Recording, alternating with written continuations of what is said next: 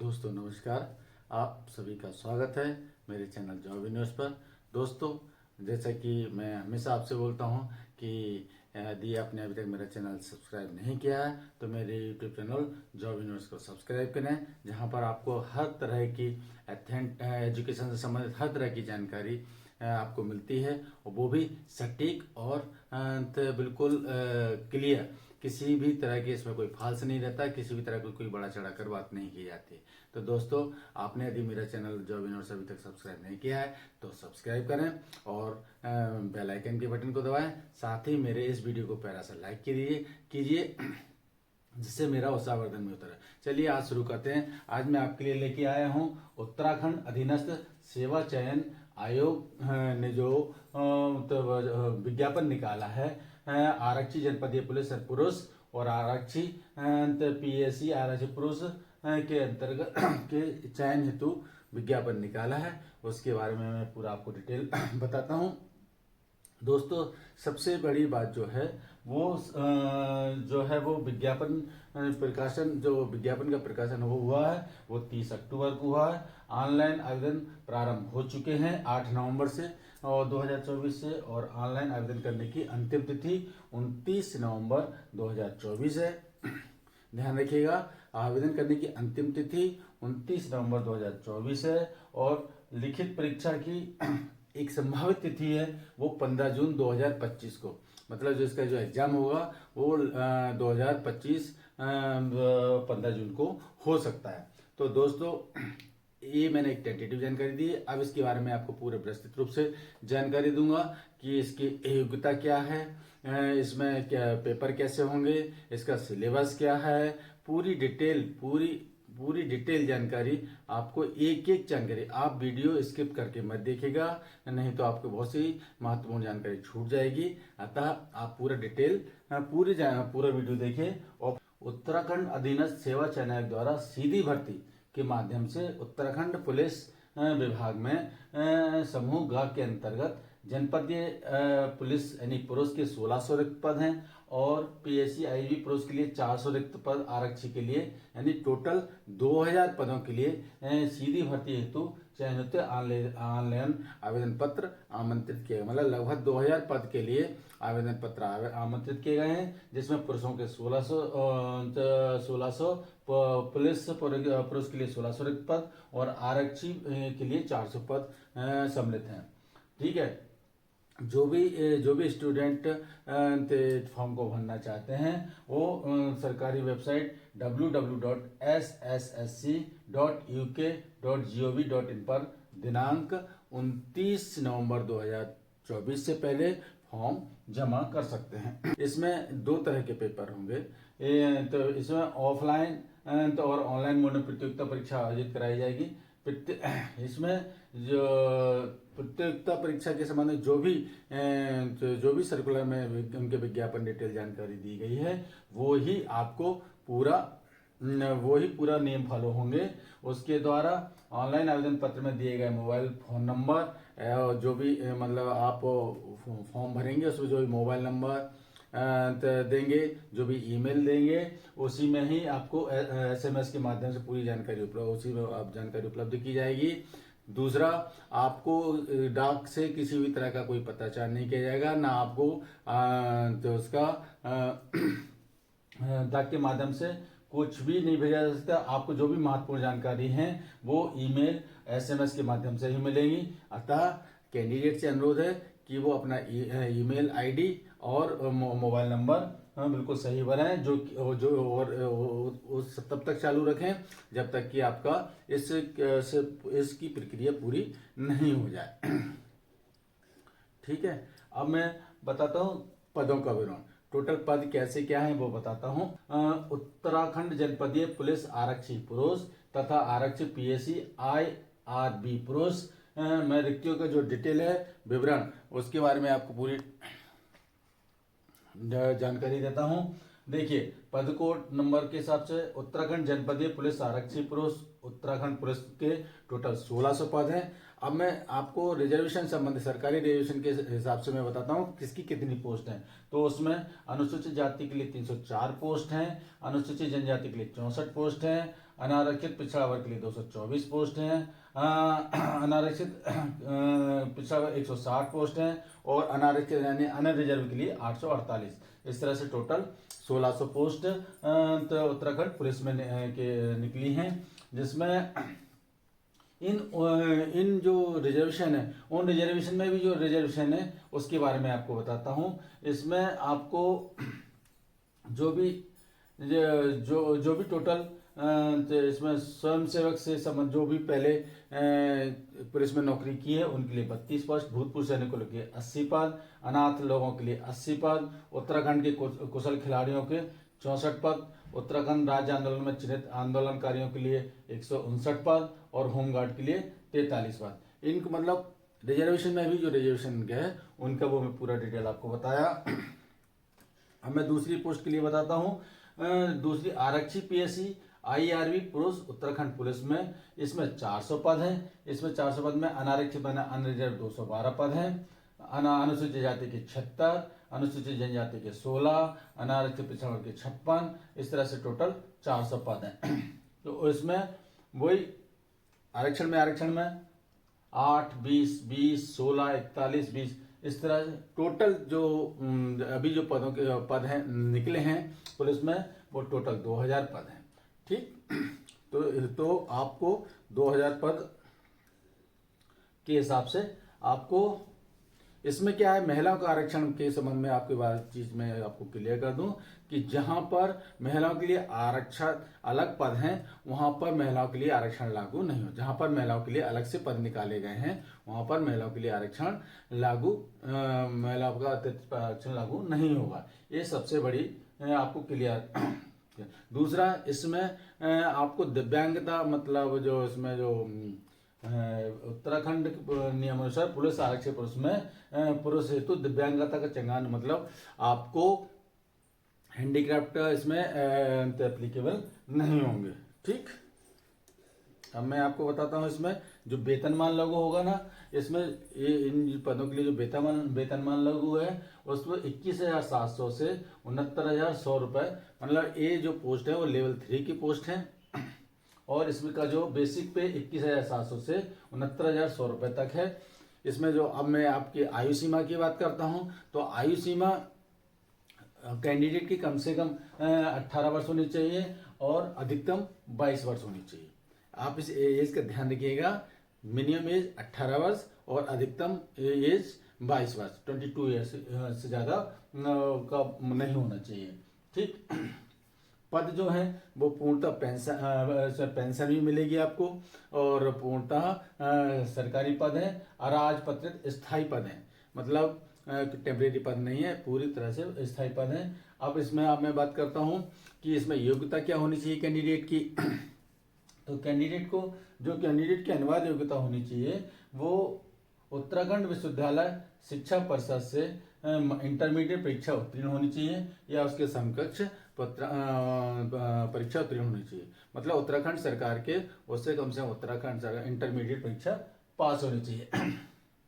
और जिनको extra weightage दिया जाएगा उनके बारे में बात करते हैं, उनके लिए क्या योग्यता होनी चाहिए। और बात यदि सभी कैंडिडेट, जैसे कुछ कैंडिडेट की सही बात है सामान्य है, जैसे उनकी परसेंटेज सही है, बराबर है, या उनके एग्जाम में नंबर अंक बराबर है, तो ऐसे में अन्य बातों के समान होने पर ऐसे अभ्यर्थी को सीधी भर्ती के मामले में अधिमान दिया जाएगा, जिसने कम से कम प्रादेशिक सेना मतलब उन्हें भी टेस्ट दिया जाएगा जिन्होंने प्रादेशिक सेना में 2 वर्ष की न्यूनतम सेवा अवधि पूरी की हो, मतलब कम से कम 2 साल की सेवा प्रादेशिक सेना में की हो, या राष्ट्रीय क्रेडिट कोड यानी एनसीसी का बी प्रमाण पत्र प्राप्त किया हो। मतलब आपको क्लियर करता हूं कि यदि कैंडिडेट्स के नंबर सेम है, परसेंटेज सेम है, तो उन कैंडिडेट को वेटेज दिया जाएगा जिन्होंने प्रादेशिक सेना में 2 साल कम से कम 2 साल नौकरी कर ली हो, या फिर कैंडिडेट के पास एनसीसी का बी प्रमाण पत्र हो, तो उनको सामान्य लोगों के अपेक्षा अधिक वेटेज दिया जाएगा। ठीक है। अब मैं आपको बताता हूँ, पुलिस में चूंकि शारीरिक दक्षता आवश्यक होती है, तो शारीरिक दक्षता आप ध्यान से सुनिए। शारीरिक दक्षता में क्या पैरामीटर है, उसको आपको उस पर कैंडिडेट को खरा उतरना पड़ेगा। शारीरिक मानक परीक्षण में सबसे पहले आरवी पुरुष के समस्त पात्र परीक्षार्थियों के आयकारी प्रकृति की शारीरिक मानक परीक्षा ली जाएगी। इसलिए जो जो वेटेज है वो बता रहा हूँ। ऊंचाई, हाइट के बारे में बताता हूँ। सामान्य या अन्य पिछड़ा वर्ग या अनुसूचित जाति के अभ्यर्थियों के लिए जो न्यूनतम हाइट है वो 165 सेंटीमीटर होना चाहिए। हाइट कितनी होनी चाहिए जनरल वालों के लिए या अन्य पिछड़ा वर्ग वालों के लिए? 165 सेंटीमीटर। जो पर्वतीय क्षेत्र मतलब उत्तराखंड वगैरह उस तरह भी के पर्वतीय क्षेत्र के रहने वाले कैंडिडेट हैं, उनकी हाइट का मिनिमम 160 सेंटीमीटर होना चाहिए। अनुसूचित जनजाति के अभ्यर्थियों के लिए न्यूनतम हाइट 157.5 सेंटीमीटर होना चाहिए। ठीक, ये हो गया आपका कैंडिडेट के हाइट का। अब कैंडिडेट का चेस्ट यानी सीने का मिनिमम कितना सीना क्या होना चाहिए उसके बारे में बताता हूँ। जो कैंडिडेट जो सामान्य एवं अन्य पिछड़ा वर्ग या अनुसूचित जाति के अभ्यर्थियों के लिए जो बिना फुलाए सीना होना चाहिए 78.8 यानी 78.8 सेंटीमीटर, और फुलाने पर 83.8 सेंटीमीटर होना चाहिए। सामान्य, ओबीसी और अनुसूचित जनजातियों के लिए बिना फुलाए 78.8 सेंटीमीटर चेस्ट होना चाहिए और फुलाने पर 83.8 सेंटीमीटर होना चाहिए। ठीक, और पर्वतीय क्षेत्र या अनुसूचित जनजाति के अभ्यर्थियों के लिए बिना फुलाए उनका चेस्ट होना चाहिए 76.3 मिनिमम, और फुलाने पर 81.3 सेंटीमीटर मिनिमम आपका फूला हुआ चेस्ट होना चाहिए। ठीक है, इनमें एक चीज क्लियर है कि दोनों कंडीशन में सीना फुलाने पर कम से कम 5 सेंटीमीटर फुलाव, सीना में 5 सेंटीमीटर का फुलाव होना आवश्यक है।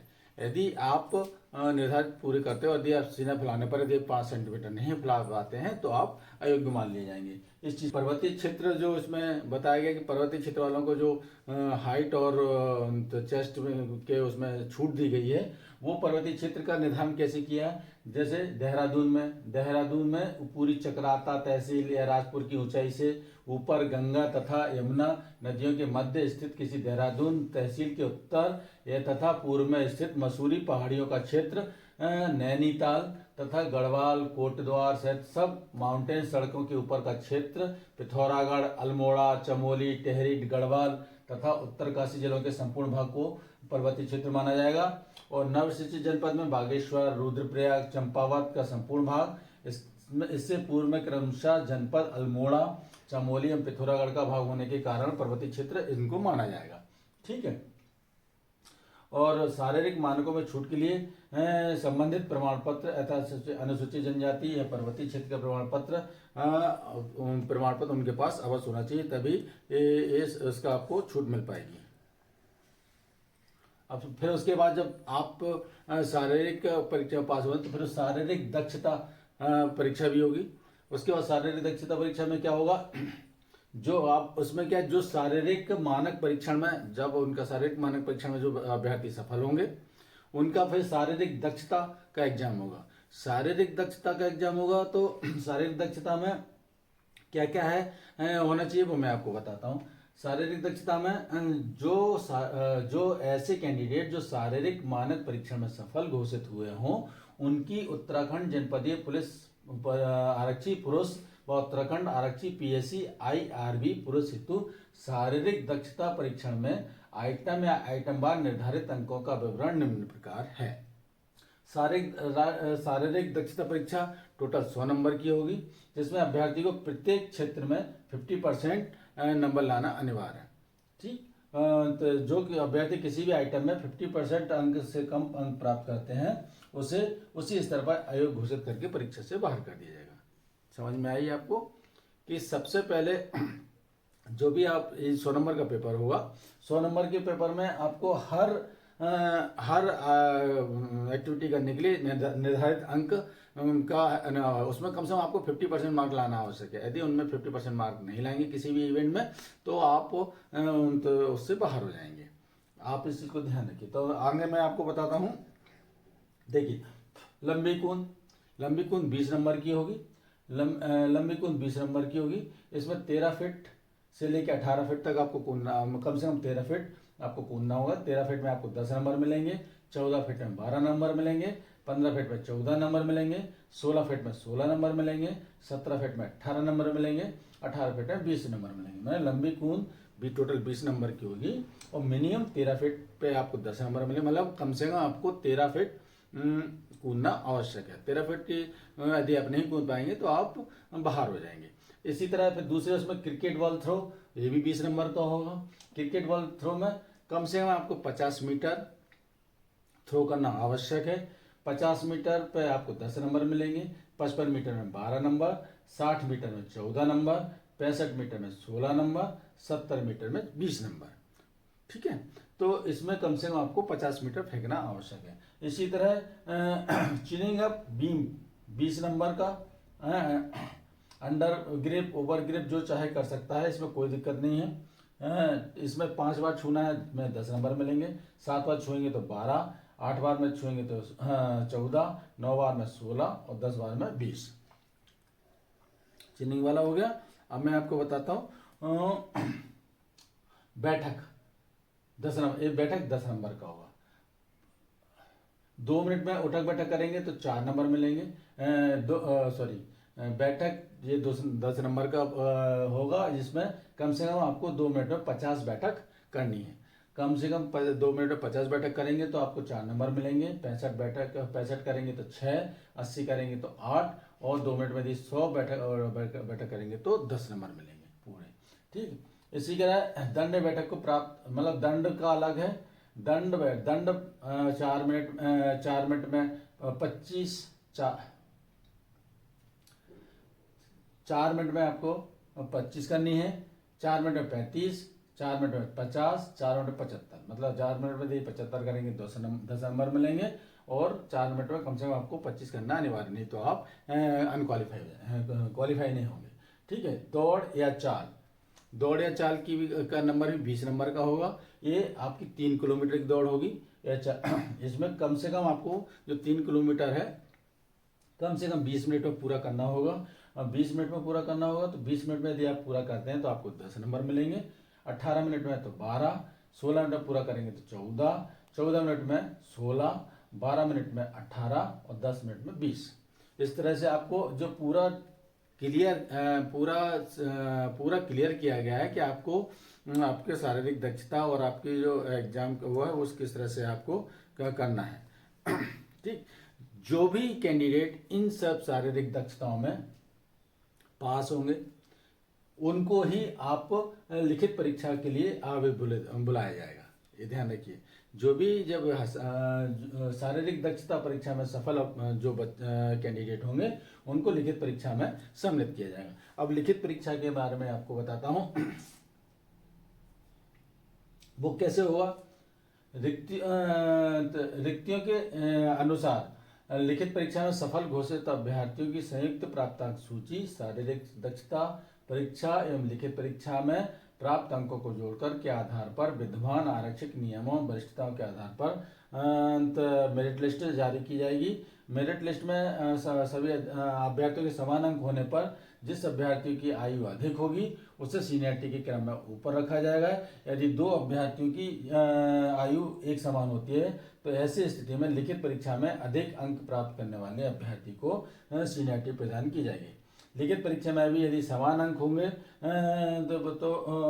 तो शारीरिक दक्षता में जिसके अंक ज़्यादा होंगे उनको वरिष्ठता प्रदान की जाएगी। अंतिम रूप से चयनित अभ्यर्थियों की सूची चयन आयोग की वेबसाइट पर लिखी जाएगी। ठीक,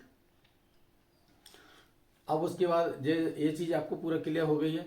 यदि नहीं होती तो एक बार मैं फिर बताता हूँ, आपको समरी बताता हूँ कि सबसे पहले आपको शारीरिक परीक्षण शारीरिक परीक्षण होगा। फिर आपको जो शारीरिक परीक्षण पास होंगे वो शारीरिक दक्षता के लिए क्वालिफाई करेंगे। शारीरिक दक्षता में क्वालिफाई जब हो जाएंगे तो जो शारीरिक दक्षता में क्वालिफाई होंगे उनको ही रिटन टेस्ट के लिए बुलाया जाएगा। और जो बच्चे रिटन पास करेंगे तो उसमें क्लियर किया गया है कि आपको सिंपल कि आपको यदि दोनों के जन्म तिथि जो दोनों के यदि नंबर बराबर हैं तो जन्म तिथि जो जो बड़ा है उसको सीनियरिटी प्रदान की जाएगी। ये क्लियर है, ठीक।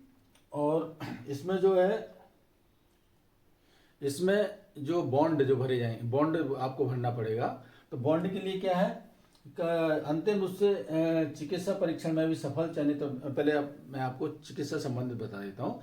ये सब पास होने के बाद आपका मेडिकल होगा। मेडिकल में क्या होगा, मेडिकल में आदमी अभ्यर्थी को मेडिकल रूप में फिट होना चाहिए। आंख में 6/6, एक आंख में 6/6 और दूसरी आंख में 6/9 से कम आपकी दृष्टि नहीं होनी चाहिए, ठीक। और भेंगापन वगैरह नहीं होना चाहिए। सटा घुटना, सपाट पैर, बो लेग, वेरिकोस, हकलाना, विकलांगता और अन्य किसी भी तरह की शारीरिक विकृति या समस्याएं जो आरक्षी या फायरमैन की ड्यूटी में किसी भी प्रकार की बाधा पैदा करे को आप अयोग्य माना, ऐसे कैंडिडेट को अयोग्य माना जाएगा और वो डिस्क्वालीफाई हो जाएगा, ठीक। उसके बाद जो बच्चे मेडिकल में भी सिलेक्ट होंगे उनको कम से कम 5 वर्ष का आपको बॉन्ड भरना होगा कि इस आशय का बॉन्ड भरना होगा कि आप किसी दूसरी, आप 5 वर्ष के अंदर आप किसी नौकरी को, इस नौकरी को छोड़ नहीं सकते, ठीक। और यदि आप किसी कारण से कार्य मुक्त किया जाता है तो नियम अनुसार उनके प्रशिक्षण में व्यय धनराशि एवं प्रशिक्षण अवधि के दौरान उन्हें भुगतान किए गए स्टाइपेंड या वेतन की राशि का भुगतान उन्हें पुलिस विभाग को करना होगा। ये बॉन्ड का नियम है, होता ही है। जहाँ जहाँ बॉन्ड भरे जाते हैं तो जितने का रहता है वो 5 यहाँ पर 5 साल का है। 5 साल का बॉन्ड इसमें कंपलसरी है, ठीक। अब जो ऑफलाइन प्रतियोगिता परीक्षा होगी उसमें OMR सीट 3 प्रतियों में होंगी। लिखित प्रतियोगिता परीक्षा की समाप्ति पर प्रत्येक कैंडिडेट उत्तर पत्र की मूल प्रति एवं द्वितीय प्रति अपने परीक्षा के कक्ष निरीक्षक को अनिवार्य रूप से जमा करेंगे। ऐसा न करने पर संबंधित अभ्यर्थी का परिणाम शून्य घोषित कर दिया जाएगा। OMR की उत्तर पत्र के तृतीय प्रति अभ्यर्थी को अपने साथ ले जाने की अनुमति है। यदि परीक्षा ऑनलाइन आयोजित की जाती है तो परीक्षा समाप्ति के पश्चात अभ्यर्थियों को उनकी परीक्षा सामग्री तथा प्रश्न बुकलेट व दिए गए उत्तर विकल्प तथा उसके द्वारा दिए गए उत्तर व उसकी कुंजी ऑनलाइन माध्यम से दी जाएगी। इस चीज़ को मैं क्लियर कर देता हूँ कि इसमें जो अगर रिटन में जब यदि एग्जाम होता है तो 3 कॉपियों में आपको 3 कॉपियों में भरना होगा, जिसमें कि 2 कॉपी आपको मूल प्रति और 1 कॉपी आपको परीक्षा कक्ष में जमा करनी पड़ेगी और एक तीसरी प्रति आप अपने साथ जो आपने OMR सीट भरी है वो आप अपने साथ ले जा सकते हैं। दूसरा, यदि ऑनलाइन एग्जाम होता है तो ऑनलाइन एग्जाम में क्या होता है, जो भी आप फॉर्म भरेंगे उसका आप उसकी मार्कशीट आपके ईमेल पर आपको वो भेज देंगे, ठीक। अब मैं आपको बताता हूं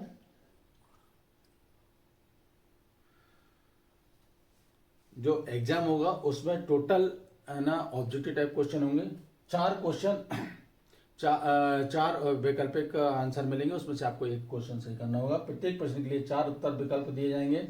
कैंडिडेट को 4 उत्तर विकल्पों में से एक सर्वोत्तम उत्तर का चयन करना है और कैंडिडेट द्वारा प्रश्न के लिए दिए गए 1 गलत उत्तर के लिए प्रश्न हेतु नियत किए गए अंकों का 1/4 नंबर काटा जाएगा।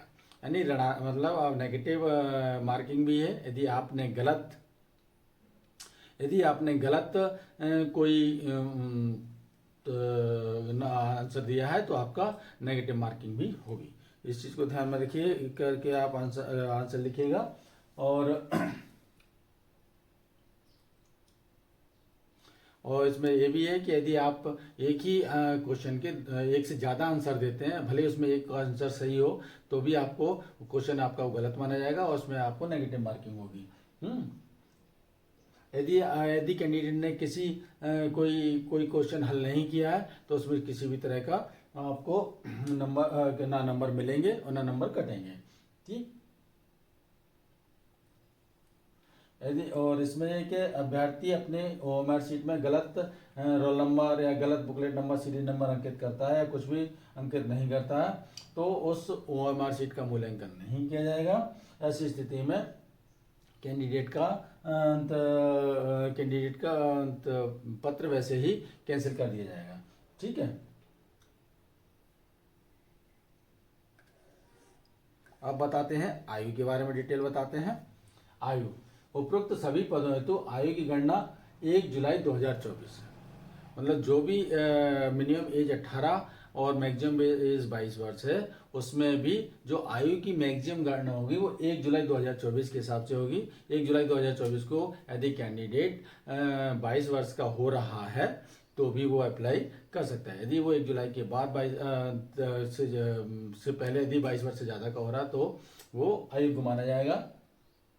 ठीक है, और सरकारी नियम अनुसार इसमें क्या है कि जो आयु के बारे में कि जिन अभ्यर्थियों को शासन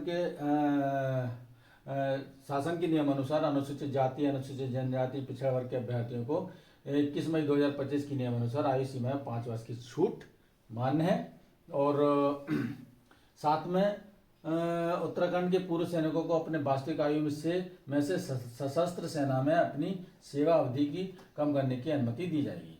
ठीक है, और इसमें मतलब आप इसका मतलब समझे कि आप यदि मतलब जितने साल आपने उधर नौकरी की है होमगार्ड में, तो उतने साल अपनी एज आप उसमें कम कर सकते हैं। जैसे 25 साल की और यदि अपनी 3 साल की सेवावधि वहाँ पर होमगार्ड में की है तो आप 22 वर्ष की अपनी आयु की गणना मान सकते हैं। ठीक,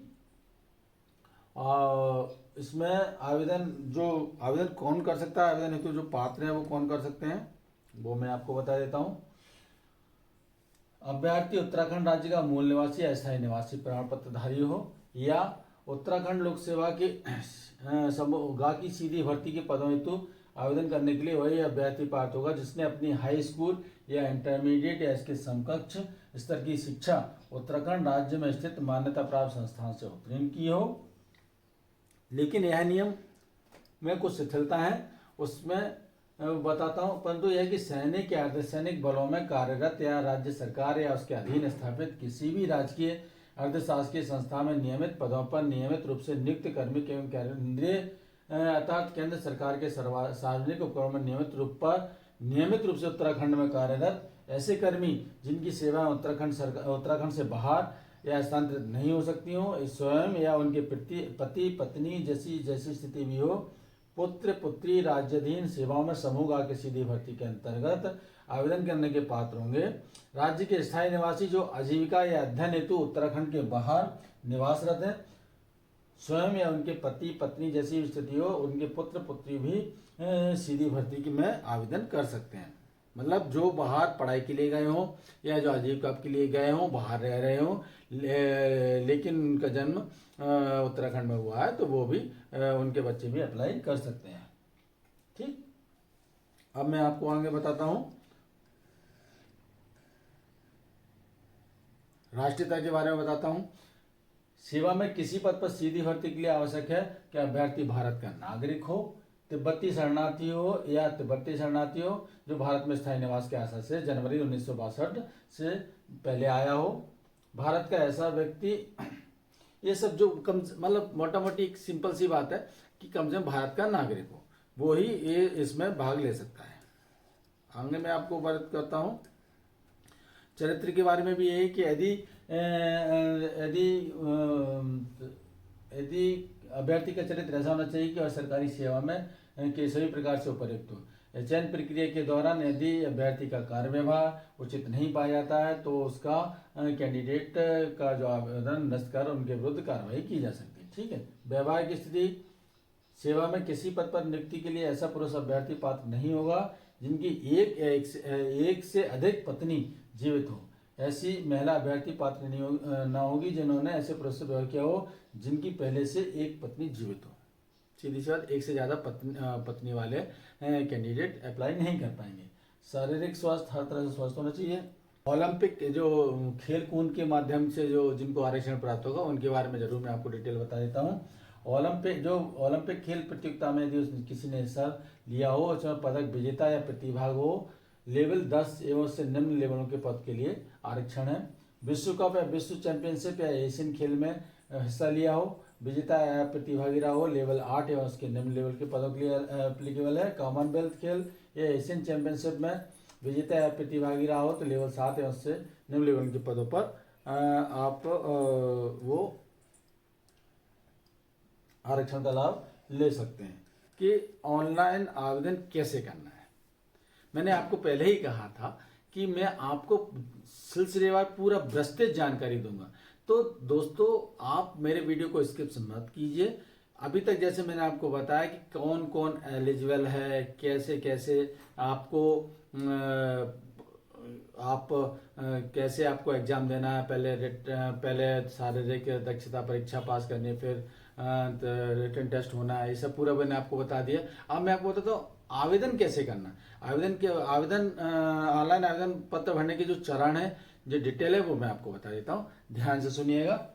सबसे पहले आपको वेबसाइट पर जाकर रजिस्ट्रेशन करना और पहले अपने आप को रजिस्ट्रेशन करना पहले स्टेप में, और अपने पर्सनल डिटेल उसमें भरनी है। उसके बाद आप सेकेंड स्टेप में एजुकेशन एंड अदर डिटेल भरिए। सेकेंड स्टेप में आप अपनी फोटो अपलोड कीजिए, सिग्नेचर अपलोड कीजिए। चौथे स्टेप में पेमेंट कीजिए, और 5 स्टेप में जो पूरा एप्लीकेशन किया उसका एक प्रिंट आउट ले लीजिए। एक मोटा मोटी मैंने आपको एक आप ऑनलाइन आवेदन भरने का जो कैसे भरना है वो स्टेप मैंने आपको बता दिया। 5 स्टेप है। क्या करना, सबसे पहले रजिस्ट्रेशन करिए वेबसाइट पर और अपनी पर्सनल डिटेल भरिए। सेकेंड स्टेप में जाएंगे तो एजुकेशन और अदर डिटेल भरना है आपको। फिर तीसरे में आपको अपनी फ़ोटो अपलोड करना है और सिग्नेचर अपलोड करना है। चौथे में आपको पेमेंट करना है, और 5वें में आपको जब पेमेंट हो जाए तो आप उसका प्रिंट आउट, एप्लीकेशन का प्रिंट आउट ले लें। ठीक है। इसमें जो हिदायतें आपको दी जा रही है वो सबसे पहले है कि पंजीकरण के लिए अपने मोबाइल नंबर और ईमेल आईडी का उपयोग करना चाहिए। एक मोबाइल नंबर और एक ईमेल आईडी का उपयोग केवल एक बार ही किया जा सकता, और एक ये ईमेल आईडी और फ़ोन नंबर आपको कहीं लिख लेना चाहिए जब तक कि आपका ये पूरा इसका प्रोसेस ना हो जाए। ठीक। ईमेल आईडी और पासवर्ड सुरक्षित रखिए। गलत जानकारी देने वाले अभ्यर्थियों का आवेदन निरस्त समझा जाएगा। ठीक। जो आवेदन में आपने आवेदन में भरा है, आवेदन में जो डिटेल भरी है वही अंतिम मानी जाएगी। भरने से पहले आप बहुत केयरफुल रूप से एक एक चीज़ ध्यान से भरिएगा, क्योंकि आवेदन यदि त्रुटिपूर्ण भरा जाता है तो इसमें संशोधन का विकल्प नहीं होगा। मतलब एक बार यदि आपने गलत फॉर्म भर दिया तो उसमें जो भी गलत सूचना भर दी तो वो ही मानी जाएगी, और वो आवेदन आपका कैंसिल निरस्त हो जाएगा, और आपका उसका जो आपने फीस जमा करी है वो भी आपको वापस नहीं मिली जाएगी। और दूसरा कि आप जो रजिस्ट्रेशन करेंगे तो अपना रजिस्ट्रेशन नंबर यानी पंजीकरण नंबर अपने एक डायरी में लिख के रखें, क्योंकि आगे की प्रक्रिया और भविष्य के लॉगिन के लिए आगे भी जब आप दोबारा लॉगिन करेंगे या कुछ जानकारी लेना चाहेंगे तो रजिस्ट्रेशन नंबर हर जगह मांगा जाएगा। तो इसलिए वो रजिस्ट्रेशन नंबर को आप अपने पास राइटिंग में लिख के रख लें। ठीक। उसके बाद आपको स्कैन की गई नई रंगीन पासपोर्ट आकार की फोटोग्राफ जिसका साइज 150 बाई 200 मेगापिक्सल और हस्ताक्षर अपने सिग्नेचर 150 बाई 100 फिर HPX में के प्रारूप में आपको अपलोड करना है। उसके बाद आप जो आवेदन पत्र के लिए भुगतान जो करेंगे फीस, वो आप credit debit card net banking किसी भी माध्यम से कर सकते हैं, और ये आपको आवेदन की अंतिम तिथि से पहले करना होगा, अन्यथा आपका आवेदन स्वतः निरस्त मान लिया जाएगा। कैंडिडेट जब फॉर्म भरेंगे तो उसमें आवेदन को तभी पूर्ण माना जाएगा जब तक कि कैंडिडेट को ऑनलाइन आवेदन पत्र के स्टेटस वाले कॉलम में कंप्लीटेड प्रिंट ना लिखा हो। आपने पूरा फॉर्म भरा सब कुछ और आपने एंटर दबाया, यदि उसमें आपकी स्क्रीन पर कंप्लीटेड नहीं आया तो कहीं ना कहीं आपकी कोई त्रुटि है तो उसको सही कीजिए, और जो आपका आवेदन पूर्ण माना जाएगा। ठीक है। अब मैं आपको बताता हूं कि आवेदन आवेदन शुल्क कितना है। तो अब मैं आपको पूरा डिटेल बताता हूँ आवेदन किस कैंडिडेट को कितना आवेदन शुल्क भरना है।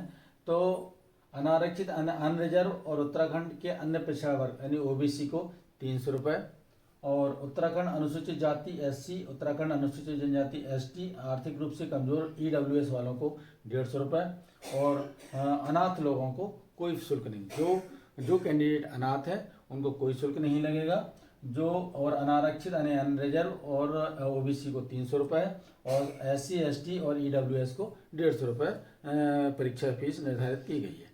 आपको पूरी जानकारी आपके SMS के माध्यम से, ईमेल के माध्यम से आपको दी जाएगी। इसका ध्यान रखें, कोई पत्राचार नहीं किया जाएगा।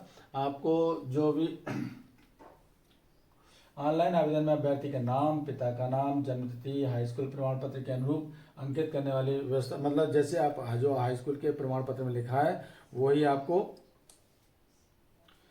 आपको लिखना है। दूसरा, लिखित परीक्षा हेतु प्रवेश पत्र जो जारी किए जाएंगे वो आपको ईमेल के माध्यम से या SMS के माध्यम से इन्फॉर्मेशन दी जाएगी, डाक द्वारा नहीं दिए जाएंगे। अतः आयोग की वेबसाइट से डाउनलोड करके प्राप्त कर सकते हैं, है ना। जो भी आप फॉर्म भरने के बाद आयोग की वेबसाइट को समय समय पर चेक करते रहें, वहाँ से आपको पूरा इन्फॉर्मेशन मिलते रहेगा। दोस्तों, इस बीच में आपको एक चीज़ कहना चाहूँगा कि यदि आपने मेरे चैनल अभी तक मेरे चैनल जॉब विनर्स पर यदि विजिट नहीं किया है तो एक बार मेरे चैनल पर विजिट करें और इसमें जो विभिन्न तरह के पदों की जानकारी है, एजुकेशन से संबंधित जानकारी है, उन वीडियोस को देखें तो उससे आपको पता चलेगा कि मेरा चैनल आपके लिए कितना सहायक सिद्ध हो सकता है। इसलिए आप मेरे चैनल जॉब विनर्स को यदि अभी तक आपने सब्सक्राइब नहीं किया है तो मेरे चैनल सब्सक्राइब को करें और साथ में आप मेरे टेलीग्राम चैनल जॉब विनर्स को भी सब्सक्राइब करें,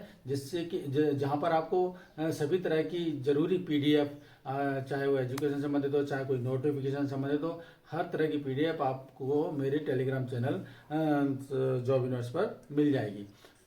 सिलेबस क्या है वो मैं आपको बताता हूँ पूरा ढंग से। मैंने आपको शुरू से ही कमेंट किया है कि इस परीक्षा के विषय के बारे में मैं आपको एक एक पूरी जानकारी दूंगा। तो अब इसके सिलेबस के बारे में जानकारी दूंगा कि इस एग्जाम में सिलेबस क्या रहेगा। तो आरक्षित जनपदीय पुलिस पुरुष व आरक्षित PSC पदों की चयन परीक्षा है, तो जो सिलेबस है उसका मैं पूरा डिटेल जानकारी देता। ये 20 नंबर का है। 20 नंबर में हिंदी में सामान्य हिंदी भाषा एवं साहित्य, ये जो 20 नंबर की आएगी उसके बारे में पूरा एक बार मैं आपको बताता हूँ। भाषा एवं हिंदी भाषा, भाषा के प्रकार, हिंदी भाषा का विकास, कार्यालयी भाषा, हिंदी की बोलियाँ, उत्तराखंड प्रदेश की प्रमुख बोलियाँ, कुमाऊनी, गढ़वाली, जौनसारी। ठीक। दूसरा, लिपि एवं वर्णमाला में देवनागरी लिपि का विकास, देवनागरी लिपि के गुण दोष, देवनागरी लिपि में लिखी जाने वाली भारतीय भाषाएं, स्वर एवं व्यंजन, हिंदी अंक, हिंदी वर्तनी मतलब हिंदी वर्तनी स्पेलिंग, विश्लेषण, शुद्ध अशुद्ध, विराम चिन्ह, हिंदी अंक, शब्द संरचना में वर्ण, अक्षर, उपसर्ग, प्रत्यय, संज्ञा, सर्वनाम, विशेषण, क्रिया विशेषण, क्रिया, लिंग, वचन, पुरुष, काल, कारक, शब्द भंडार में तत्सम, तद्भव,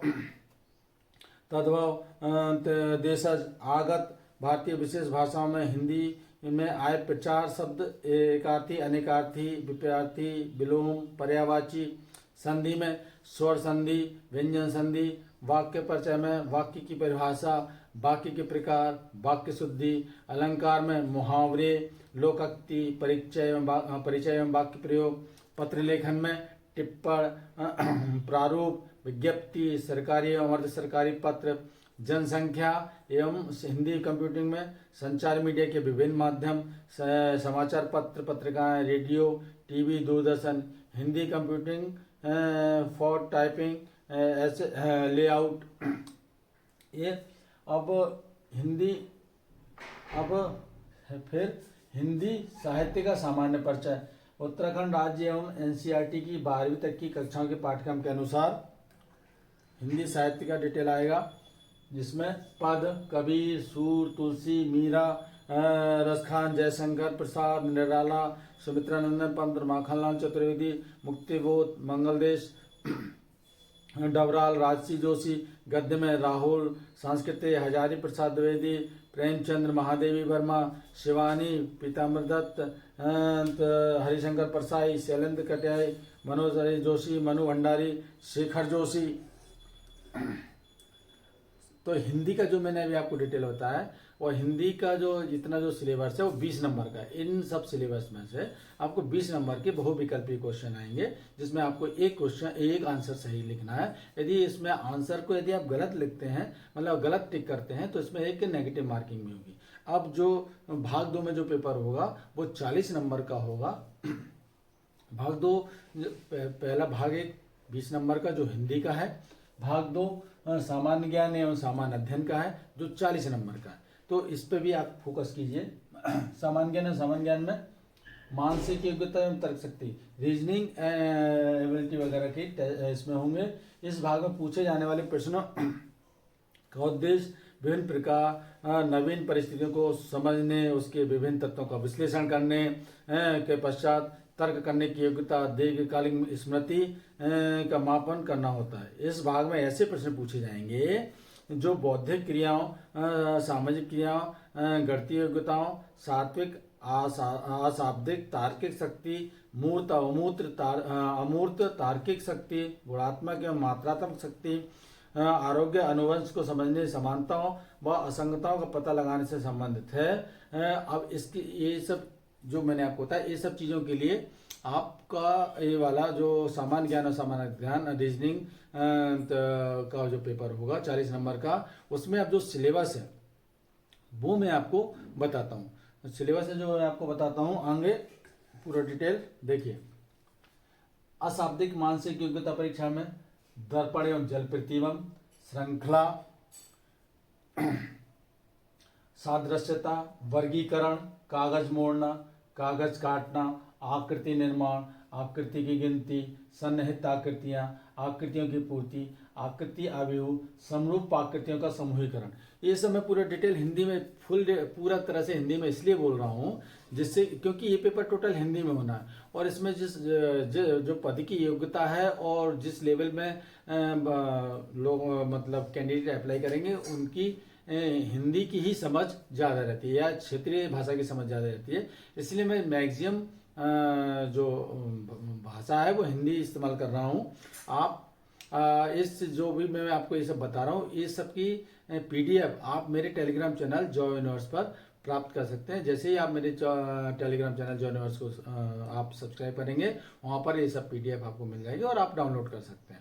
तो दोस्तों, मैं इसलिए ये सब PDF प्राप्त करने के लिए मेरे टेलीग्राम चैनल जॉय यूनिवर्स को भी सब्सक्राइब करें, ठीक है। अब जो शाब्दिक मानसिक योग्यता जो परीक्षण के संबंध में जो क्या क्या टॉपिक पे क्वेश्चन आ सकते हैं, वर्णमाला परीक्षा, कूटलेखा, कूट शक्ति परीक्षण, सदृशता, श्रृंखला परीक्षण, क्रम व्यवस्था परीक्षण, दिशा ज्ञान परीक्षण, अंक एवं समग्र ग्राम परीक्षण,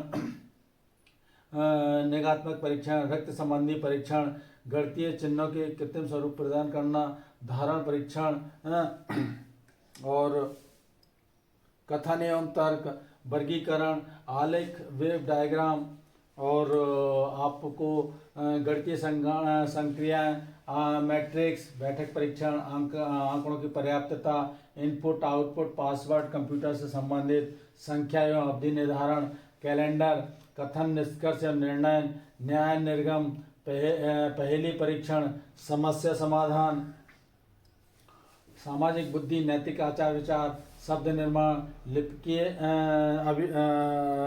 योग्यता, ये सब जानकारी आपको इसी टॉपिक पर ये 40 नंबर के क्वेश्चन आपको मिलेंगे। तो इन टॉपिकों के आधार पर ये आप क्वेश्चन आप सॉल्व कीजिए, तो उसमें आपको चांसेस हैं कि वैसे ही जो आपने सॉल्व क्वेश्चन किए हैं घर पर, वैसे ही कुछ क्वेश्चन पेपर में मिल जाए, ठीक। अब है कंप्यूटर, फाउंडेशन ऑफ कंप्यूटर का जो सिलेबस है, unit basic concept, introduction of computer, classification, ग्राफिकेशन computer, block diagram, computer hardware software, input device, memory storage device, central unit output device and computer port, software system, software and application software, compact of algorithm, है ना। Unit 2 में operating system, concept of operating system, open and properly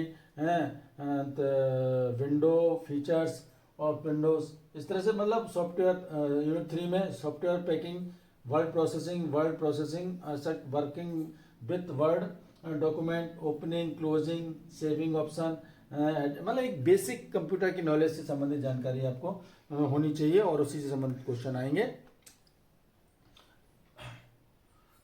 उसी से संबंधित आपको पूरे question आएंगे। अब उसके बाद में आपको आगे जानकारी देता हूँ।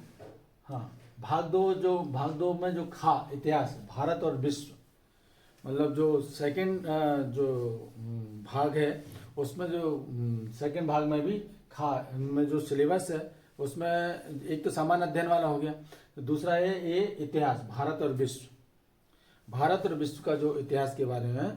भारतीय इतिहास, प्राचीन भारतीय इतिहास में सिंधु घाटी सभ्यता, नामकरण, सामाजिक आर्थिक स्थिति, नगर योजना, भवन निर्माण, वैदिक सभ्यता, पूर्व वैदिक काल, सामाजिक आर्थिक धार्मिक स्थिति, राजनीतिक, साहित्य व धर्म, उत्तर वैदिक काल में सामाजिक आर्थिक धार्मिक राजनीतिक जीवन, साहित्य व धर्म, महाकाव्य काल में रामायण व महाभारत कालीन समाज व राजनीति, जैन व बौद्ध धर्म, स्थापना, शिक्षा, विस्तार, मौर्य काल, मौर्य वंश की स्थापना, चंद्रगुप्त मौर्य और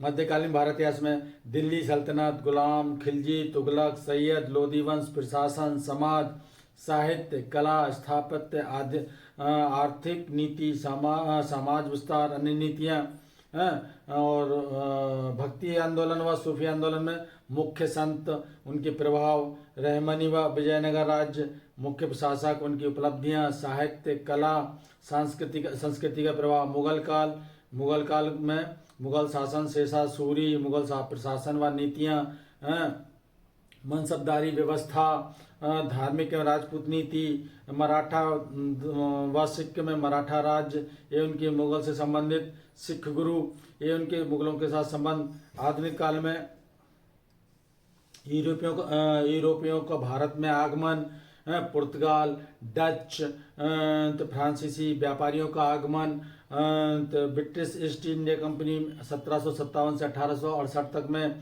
भारत में साम्राज्य विस्तार, आर्थिक नीति, उसके प्रभाव, प्रशासनिक नीतियाँ, गवर्नर जनरल, तो चार्टर्ड एक्ट एवं अन्य एक्ट, सामाजिक सुधार, ब्रिटिश शासनकाल 1858 से 1947, तो इसमें 1857 का विद्रोह, कारण, मुख्य घटनाएं, प्रभाव, तो वायसराय और उनकी नीतियां, भारतीय समाज में सामाजिक एवं धार्मिक सुधार आंदोलन, भारत में राष्ट्रवाद का विकास में भारतीय राष्ट्रवाद के विकास के कारण भारतीय राष्ट्रीय कांग्रेस की स्थापना, उदारवादी व अतिवादी दल, लॉर्ड कर्जन व उनकी नीतियां, बंगाल का विभाजन, स्वदेशी आंदोलन, मुस्लिम लीग की स्थापना, सूरत अधिवेशन एवं कांग्रेस का विभाजन 1907 में जो हुआ, मार्ले मिंटो सुधार 1809 में जो हुआ, प्रथम विश्व युद्ध एवं राष्ट्रीय आंदोलन से संबंधित में जो टॉपिक हैं वो होम रूल आंदोलन, लखनऊ समझौता 1918, 1917 की अगस्त घोषणा, गांधी युग, भारत एवं विदेश में क्रांतिकारी आंदोलन, भारत सरकार अधिनियम 1919, रालेट अधिनियम 1919, जलियांवाला नरसंहार 13 अप्रैल 1919, खिलाफत आंदोलन, असहयोग आंदोलन, चौरा चौरी की घटना, Swaraj Party, Simon Commission, Nehru Report, Jinnah के 14 सूत्र, कांग्रेस का लाहौर अधिवेशन, सविनय अवज्ञा आंदोलन, प्रथम गोलमेज सम्मेलन, गांधी इरविन समझौता, द्वितीय तृतीय गोलमेज सम्मेलन, कम्युनल अवार्ड व पूना समझौता। ये जो मतलब जो टॉपिक बाई टॉपिक बता रहे हैं, इन टॉपिक को यदि आपने पढ़ लिया तो आप मानिए कि आप पेपर आराम से क्रैक कर लेंगे। और इसमें और जो मैं बता रहा हूँ, भारत सरकार अधिनियम 1935 में पाकिस्तान की मांग, क्रिप्स मिशन, भारत छोड़ो आंदोलन, कैबिनेट मिशन का हिंदी फौज, अंतरिम सरकार, माउंटबेटन योजना, भारतीय स्वतंत्रता अधिनियम 1947, भारत का विभाजन, आजाद भारत की मुख्य घटनाएं, विश्व के इतिहास मतलब वर्ल्ड हिस्ट्री भी के टॉपिक भी हैं, जिसमें यूरोप के पुनः जागरण व उससे संबंधित मुख्य साहित्यकार, कलाकार व वैज्ञानिकों का योगदान, ब्रिटेन के राजवंश में के बारे में जैसे हेनरी अष्टम, एलिजाबेथ, जेम्स द्वितीय, विक्टोरिया के समय की मुख्य घटनाएं, फ्रांसीसी क्रांति, अमेरिका का स्वतंत्रता संग्राम, रूसी क्रांति, प्रथम एवं द्वितीय विश्व युद्ध के प्रमुख कारण। और अब ये इतिहास, ये जो टॉपिक मैंने बताया जो भारतीय इतिहास विश्व इतिहास के बारे में भाग 2 में बताया। भाग 1 में था सामान्य अध्ययन, भाग 2 में इतिहास, भारतीय इतिहास और विश्व इतिहास। अब भाग 2 के तीसरे पैरा में आता है भूगोल। भूगोल में भारत एवं विश्व के बारे में, भूगोल के बारे में, तो उसका मैं पूरा सिलेबस में आपको एक बार पढ़ के बताता हूँ।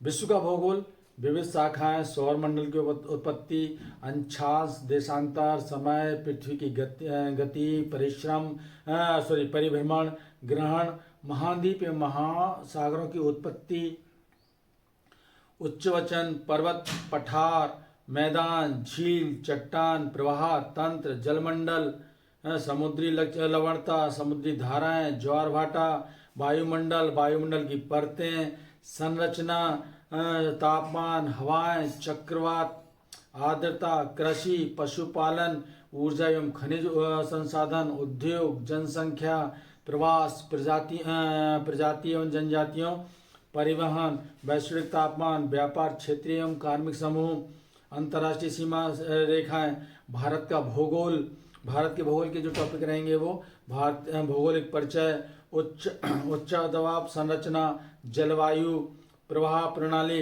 प्राकृतिक वनस्पति, पशुपालन, मिट्टी एवं जल संसाधन, सिंचाई, बहुउद्देशीय नदी घाटी परियोजना, कृषि, फसलें, खनिज, ऊर्जा संसाधन, जनसंख्या एवं नगरीकरण, जनजाति, प्रवास, परिवहन, संचार, विदेश व्यापार, जनजाति, पर्यावरण संकट, हवा, पानी, मृदा प्रदूषण, जलवायु परिवर्तन, कारण और प्रभाव। ये भूगोल से संबंधित ये जो है ना भारत एवं विश्व में के भूगोल के बारे में जो टॉपिक हैं वो रहेंगे। ठीक है। अब जो सेकंड पेपर के जो चौथा भाग रहेगा वो उसमें राजनीति विज्ञान का भी जो सिलेबस है वो उसमें आएगा। तो राजनीतिक विज्ञान से संबंधित जो टॉपिक आ सकते हैं और जो सिलेबस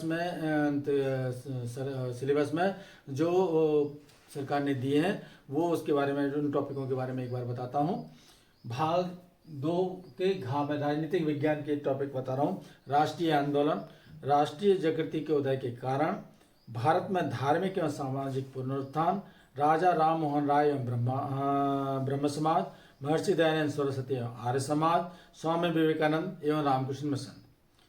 दूसरा, भारत में अंग्रेज शिक्षा का प्रारंभ, सन 1857 का भारतीय स्वतंत्रता संग्राम, भारत में छापे खाने का प्रारंभ, भारत का आर्थिक शोषण, भारतीय अंतर्राष्ट्रीय महासभा की स्थापना 1885-86, बंगाल का विभाजन 1965, स्वतंत्रता संग्राम विनायक दामोदर सावरकर की अभिनव भारत संस्थान।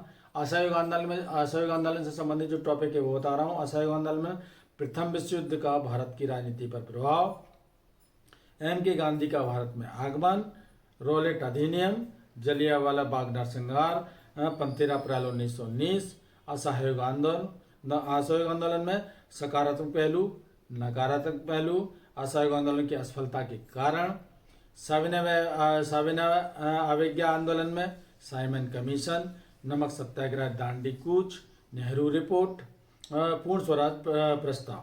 भारत छोड़ो आंदोलन में द्वितीय विश्व युद्ध का भारत की राजनीति पर प्रभाव, सुभाष चंद्र बोस और आजाद हिंदू फौज, अगस्त क्रांति 1942, भारत छोड़ो आंदोलन की असफलता के कारण। फिर भारत विभाजन में मुस्लिम लीग और उसकी मांगे, कैबिनेट मिशन योजना, माउंटबेटन योजना, भारत विभाजन के कारण। गांधीनिज्म में गांधी जी के राजनीतिक विचार, अहिंसा, सत्याग्रह, राजनीति का आध्यात्मिकरण, राम राज्य का विचार।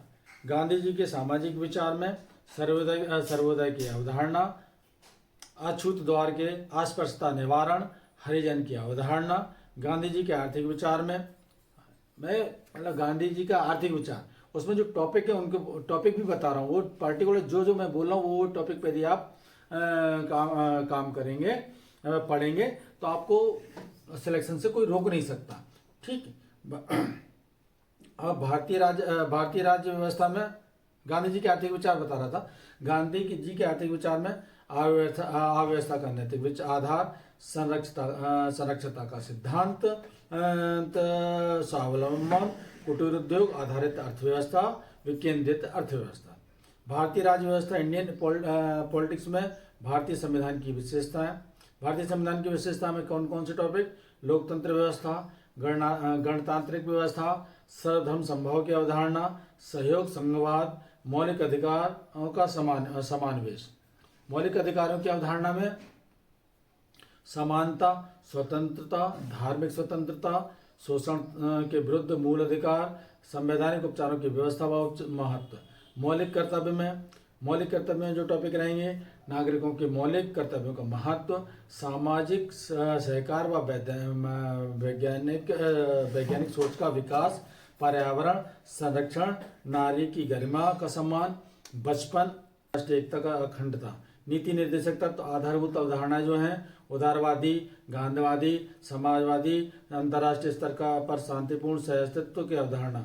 भारतीय संसद के बारे में, भारतीय संसद में राष्ट्रपति, उपराष्ट्रपति, राज्यसभा, लोकसभा, विधि निर्माण प्रक्रिया, अध्यादेश, आपातकालीन स्थिति में संसदीय व्यवस्था का प्रभाव, प्रधानमंत्री, मंत्रिपरिषद का अधिकार, शक्तियां, प्रधानमंत्री व मंत्रिपरिषद पर संसदीय नियंत्रण। भारत का सर्वोच्च न्यायालय के बारे में, सर्वोच्च न्यायालय में गठन, कार्यप्रणाली, शक्तियां, न्यायपालिका की स्वतंत्रता, महाभियोग की प्रक्रिया, न्यायिक पुनरावलोकन। ठीक है। नागरिकता के टॉपिक के बारे में, भारत की नागरिकता प्राप्त करने की दशाएं, नागरिकता खत्म होने की दशाएं, राष्ट्रीय एवं क्षेत्रीय दल के बारे में, राष्ट्रीय दल का स्तर प्राप्त होने की दशाएं, क्षेत्रीय दल की विशेषताएं, क्षेत्रीय दल का महत्व, भूमिका, भारतीय संविधान में अनुसूचित जाति, अनुसूचित जनजाति, पिछड़ा वर्ग वह संबंधी प्रावधान, आरक्षण की समस्या, आरक्षण की उपयोगिता, आरक्षण के प्रावधानों की कमियां। पंचायती राज के बारे में, स्थानीय स्वशासन, शहरी स्थानीय स्वशासन, नगर निगम, नगर पालिका के बारे में, ग्रामीण स्थानीय स्वशासन के बारे में टॉपिक, त्रिस्तरीय ग्रामीण स्वशासन की संरचना, कार्यप्रणाली एवं लोकतांत्रिक विकेंद्रीकरण, उत्तराखंड का पंचायत राज अधिनियम, सूचना का अधिकार अधिनियम 2005, अंतर्राष्ट्रीय संगठन की टॉपिक, संयुक्त राष्ट्र संघ की स्थापना, संयुक्त राष्ट्र संघ का उद्देश्य, महासभा, सुरक्षा परिषद, अंतर्राष्ट्रीय न्यायालय, संयुक्त राष्ट्र संघ की शक्तियां, विश्व शांति स्थापित करने में संयुक्त राष्ट्र संघ की भूमिका, ये टॉपिक रहेंगे। अब पर्यावरण के संबंध में, पर्यावरण में वैश्विक तापमान की समस्या, निदान, समाधान हेतु प्रयास, प्रदूषण की समस्या, निदान, समस्या हेतु प्रयास। मानवाधिकार में, मानवाधिकारों की सार्वजनिक घोषणा, मानवाधिकारों के उल्लंघन को रोकने हेतु संयुक्त राष्ट्र संघ के प्रयास। शस्त्रों की होड़ के संबंध में, शस्त्रों की होड़ को नियंत्रित करने हेतु यूएनओ के प्रयास। भूमंडलीकरण के लिए भूमंडलीकरण की आवश्यकता, गुण एवं अवगुण। दक्षिण एशिया में दक्षिण एशिया की समस्या, सार्क संगठन का बारे में, सार्क संगठन का उद्देश्य, उपलब्धियां, समस्याएं, भाग। अब दूसरे में जो अर्थशास्त्र से संबंधित टॉपिक रहेंगे उसके बारे में आपको बताता हूँ। भारतीय अर्थव्यवस्था की विशेषताएं, जनगणना प्रवृत्ति, भारतीय कृषि की विशेषताएं, उत्पादन विपणन, कृषि सुधार, खाद्य सुरक्षा, औद्योगिक विकास, समस्याएं, लघु उद्योग, सूक्ष्म लघु मध्यम उद्योग, विकास समस्याएं, नीति आयोग, मुद्रा एवं वित्त, नई आर्थिक नीति, गरीब निवारण, रोजगार सृजन कार्यक्रम, सामाजिक सुरक्षा योजना, भारतीय संघीय व्यवस्था, कर प्रणाली, भारत का विदेशी व्यापार प्रवृत्ति, भुगतान संतुलन, विदेशी व्यापार नीति, विश्व व्यापार संगठन। भाग 2 में राष्ट्रीय अंतर्राष्ट्रीय महत्व की समसामयिक घटना के बारे में के टॉपिक भी रहेंगे।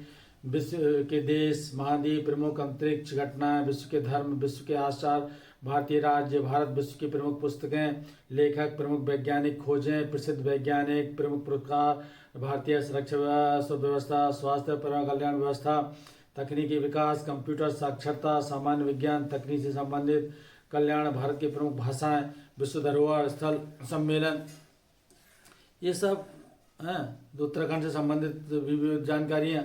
भाग 3 में उत्तराखंड से संबंधित ये 2 पेपर जो 20 नंबर का हिंदी, 20 नंबर 40 नंबर का आपको मतलब भारत विश्व के इतिहास के बारे में और जानकारी। और भाग 3 में 40 अंक का जो क्वेश्चन होगा, क्वेश्चन आएंगे वो उत्तराखंड से संबंधित विविध जानकारियों के बारे में आएंगे। तो दोस्तों 40 अंक सिर्फ उत्तराखंड की जानकारियाँ, उत्तराखंड से संबंधित विविध जानकारियाँ, और 40 अंक में आपका पूरे विश्व का इतिहास, भारत का इतिहास और सब डिटेल मैं आपको पूरा सब डिटेल देता जा रहा हूँ।